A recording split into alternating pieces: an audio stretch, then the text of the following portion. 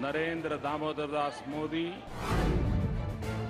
ईश्वर की शपथ लेता हूं कि मैं विधि द्वारा स्थापित भारत के संविधान के प्रति सच्ची श्रद्धा और निष्ठा रखूंगा। नरेंद्र मोदी भारत की राजनीति के शिखर पुरुष। नरेंद्र मोदी पहली बार सांसद बनते ही प्रधानमंत्री बनने वाले शख्स। नरेंद्र मोदी एक मामूली कार्यकर्ता से प्रधानमंत्री पद तक पहुंचने वाली अनूठी शख्सियत। नरेंद्र मोदी ही हैं जिनकी बदौलत देश में बीजेपी अपने सबसे उम्दा राजनीतिक दौर की गवाह बन रही है। नरेंद्र मोदी ने ही बीजेपी के संगठन को नई धार दी, नया दौर दिया और अटल जी के सपने को सच कर दिखाया। अंधेरा छटेगा, सूरज निकलेगा, कमल खिलेगा। गुजरात के वडनगर से निकला बीजेपी का एक मामूली कार्यकर्ता जो पार्टी का चाल, चेहरा और चरित्र बन गया। नरेंद्र मोदी की राजनीतिक यात्रा तो गुजरात की धरती से शुरू हुई, लेकिन उनकी क्षमताओं को संगठन मजबूत करने की ताकत को पहचान मिली दिल्ली की केंद्रीय राजनीति में पहुंच के बाद। दिल्ली में उनका पहला ठिकाना बना हरीश चंद्र माथुर लेन का बंगला नंबर 7।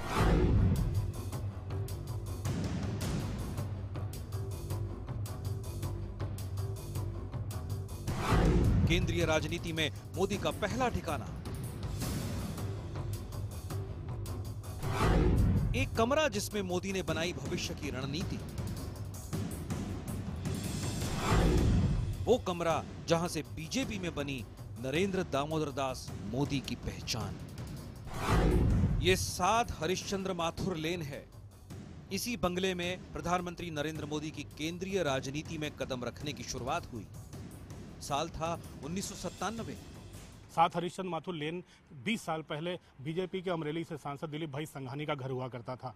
अब ये घर बीजेपी के पोरबंदर से सांसद विठल भाई डडड़िया का है। लेकिन इस घर की खासियत मैं आपको बता दूं, इस घर में 20 साल पहले रहा करते थे आज के प्रधानमंत्री नरेंद्र मोदी, जब वो बीजेपी के राष्ट्रीय महासचिव के तौर पर दिल्ली आए थे। और पहली बार जब दिल्ली आए थे तो इसी घर में वो रुके थे। अभी तक आपने नरेंद्र मोदी के तमाम अंदाज देखे होंगे, लेकिन पहली बार न्यूज 18 इंडिया आपको ले जाएगा नरेंद्र मोदी के कमरे में।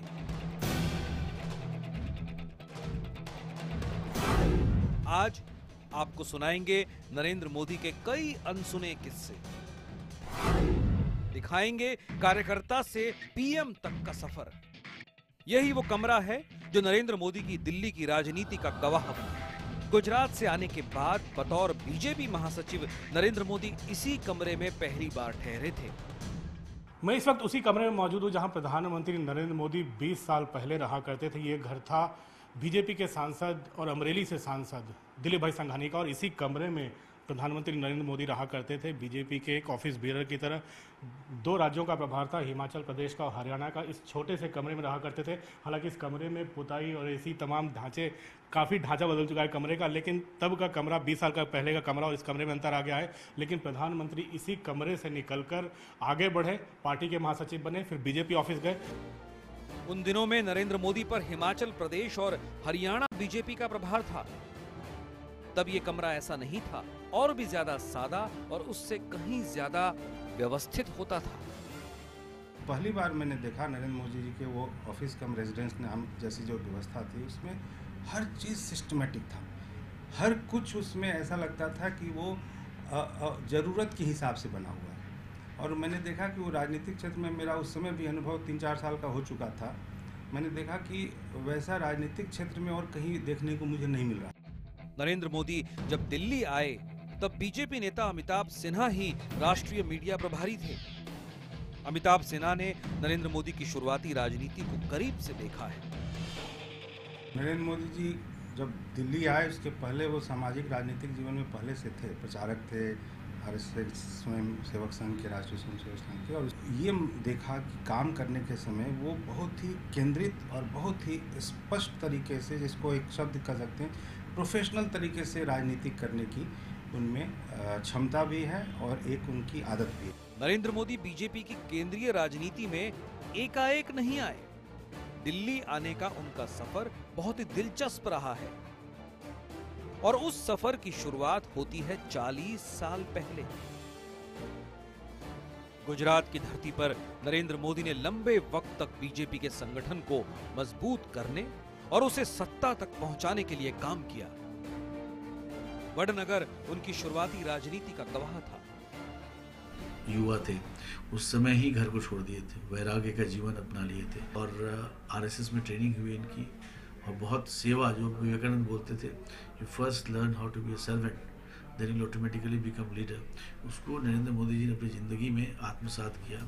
आरएसएस से जुड़े रहे नरेंद्र मोदी लंबे समय से बीजेपी की सेवा में लगे थे, लेकिन अब वो समय आ चुका था जब नरेंद्र मोदी के कंधों पर एक बड़ी जिम्मेदारी सौंपी जाने वाली थी।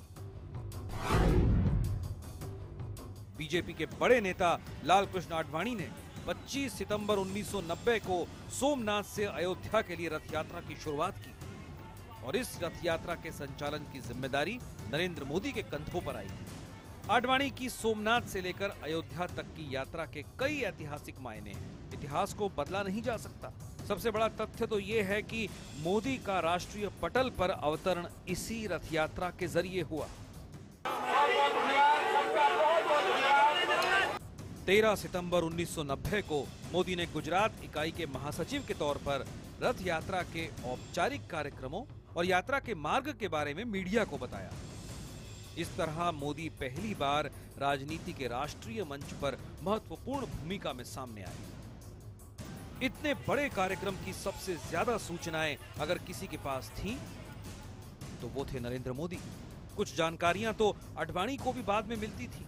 रथ यात्रा की ज्यादा जानकारियां मोदी के पास ही होती थी। कन्याकुमारी से श्रीनगर तक की जो तिरंगा यात्रा थी, उसमें वो उस पूरे यात्रा के संयोजक थे और उस संयोजक पद के नाते उनके पास जो व्यवस्थात्मक जिम्मेवारियां थी।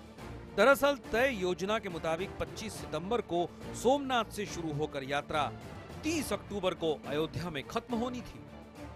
रथ यात्रा की कामयाबी को देखते हुए मोदी को प्रबंधन के मास्टर का खिताब मिल गया और उन्हें बीजेपी की अगली यात्रा यानी मुरली मनोहर जोशी की कन्याकुमारी से कश्मीर तक की एकता यात्रा का भी सारथी बना दिया गया।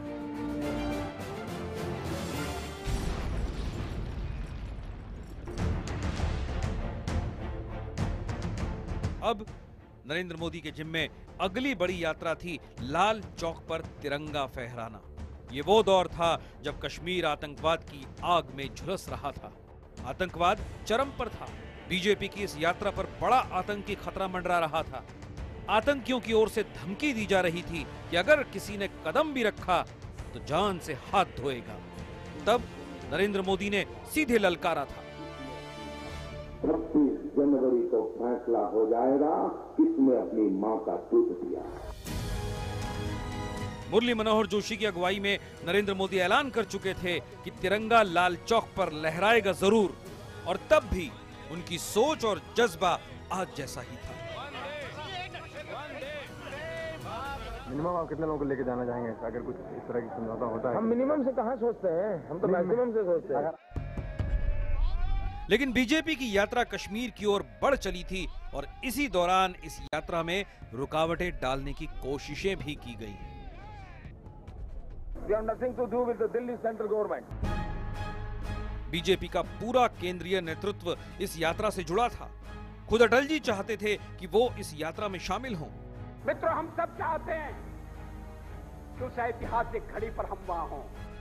और इसी यात्रा की कमान संभाल रहे थे नरेंद्र मोदी। लाल चौक के अंदर तिरंगा झंडा फहराएंगे। मोदी ने ठान लिया था कि तमाम रुकावटों के बावजूद तिरंगा जरूर फहराया जाएगा। कड़ी सुरक्षा के बीच मुरली मनोहर जोशी के साथ नरेंद्र मोदी ने इस काम को अंजाम दिया। आतंकियों की छाती पर चढ़कर वंदे मातरम के नारे भी लगे और राष्ट्रगान भी गूंजा।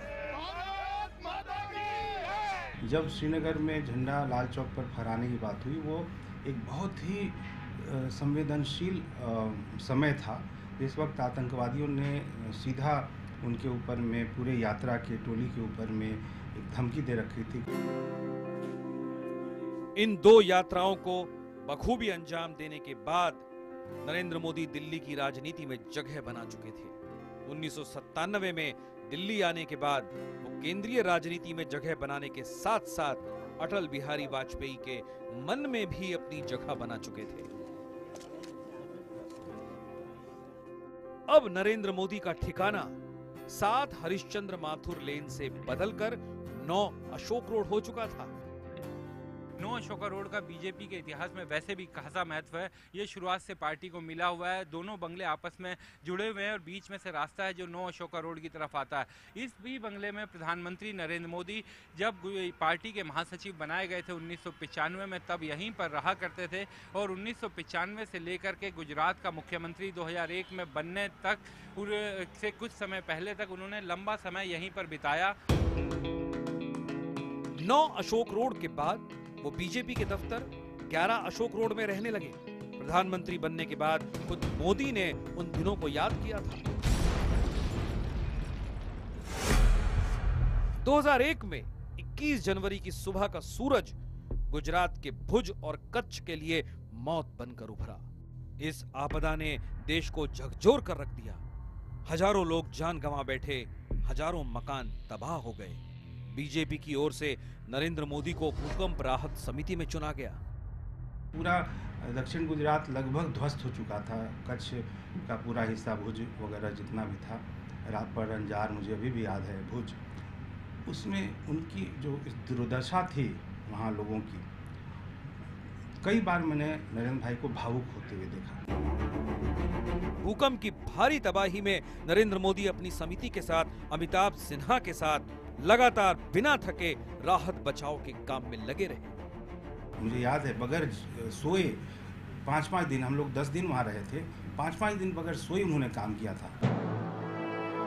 इस भूकंप के बाद नरेंद्र मोदी को गुजरात का मुख्यमंत्री पद सौंप दिया गया। गुजरात के भूकंप प्रभावित इलाके इस समय पूरे दौर से गुजर रहे थे, लेकिन मोदी की नीतियों से बदहाल इलाका बहुत तेजी से उठ खड़ा हुआ। गुजरात में वो 2001 में उनको दोबारा मुख्यमंत्री का पद दिया गया, केंद्र से भेजा गया।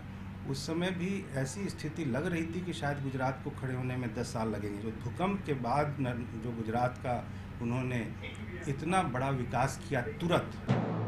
भूकंप के बाद विकास की रफ्तार का दावा कई बार नरेंद्र मोदी ने खुद भी किया।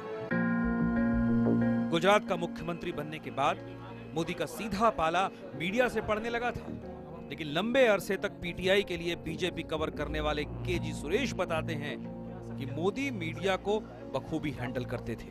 पीएम बनने के बाद ही वो अपने विमान में मीडिया कर्मियों को नहीं ले जाते। वो पहले से ही पत्रकारों पर फिजूल खर्ची के खिलाफ हैं। कुछ पत्रकार मसूरी पहुंचे हुए थे, हम ढूंढ वहाँ होटल में पहुंचे तो हमारे में से एक आध पत्रकारों ने उनसे पूछा क्या पत्रकारों के लिए कुछ व्यवस्था है क्या होटल में, मतलब बैठने का, नाश्ते का वगैरह, ताकि हम लोग कवर कर सकें। तो उन्होंने निसंकोच उन्होंने मुंह पे बोला कि नहीं, आपको तो हमने बुलाया नहीं था।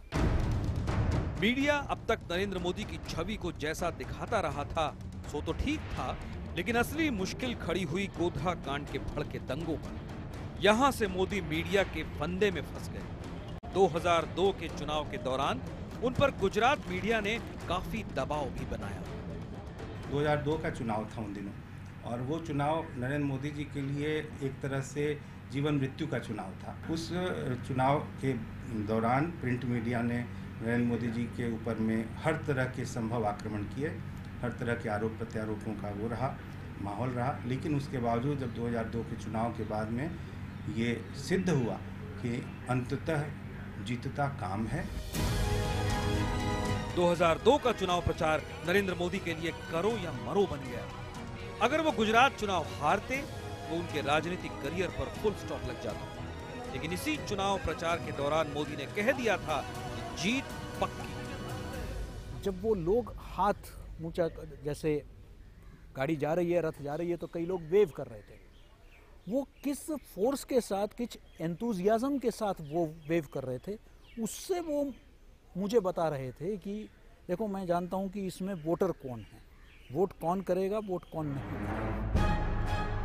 2002 का विधानसभा चुनाव जीतने के बाद नरेंद्र मोदी ने साबित कर दिया था कि उनकी राजनीति सबसे अलग किस्म की है। इस चुनाव में मीडिया से लेकर विपक्ष तक ने उन पर कीचड़ उछाली थी, लेकिन मोदी ने विपक्ष के फैलाए इसी कीचड़ में अपनी पार्टी का कमल खिला कर दिखाया। विरोधी उनकी आलोचनाओं में लगे थे, लेकिन नरेंद्र मोदी थे कि गुजरात के दिल में उतर रहे थे। मोदी को करीब से जानने वाले बीजेपी नेता अमिताभ सिन्हा कहते हैं कि मोदी की जितनी आलोचना करो वो उतना ही निखरते जाते हैं। नरेंद्र भाई मोदी वैसे ही हैं, उनके ऊपर में जितना अटैक करोगे वो उतना ही ज़्यादा ताकतवर होगा, क्योंकि वो जबानी बात कुछ नहीं करता, वो परफॉर्म करता है। और यदि आप परफॉर्मर की यदि आलोचना करेंगे तो जो उस परफॉर्मर की परफॉर्मेंस है और बढ़ जाती है। 2002 के बाद से नरेंद्र मोदी आलोचनाओं की आंच में तपते रहे और निखरते रहे। इसके बाद उन्होंने पीछे मुड़कर नहीं देखा। 7 हरिश्चंद्र माथुर लेन से शुरू हुआ सफर अब 7 लोक कल्याण मार्ग तक पहुंच चुका है। वो बंगला जो भारत की राजनीति का सबसे ताकतवर मुकाम है। नरेंद्र मोदी आज राजनीति और लोकप्रियता के शिखर पर खड़े हैं।